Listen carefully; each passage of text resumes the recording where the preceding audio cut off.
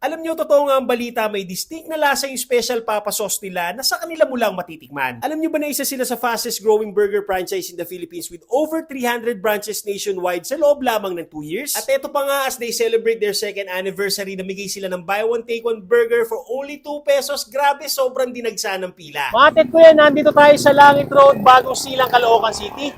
Makiki second year anniversary tayo sa Papa Burger.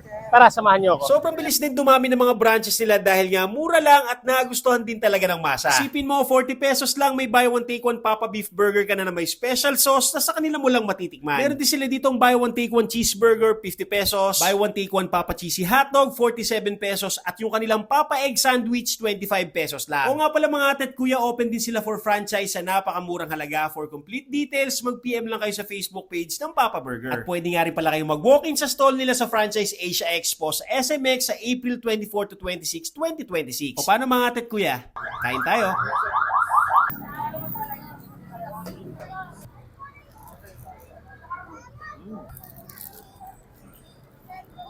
Ang kagandahan pa rito mga atet kuya, libre ang hot sauce. Game?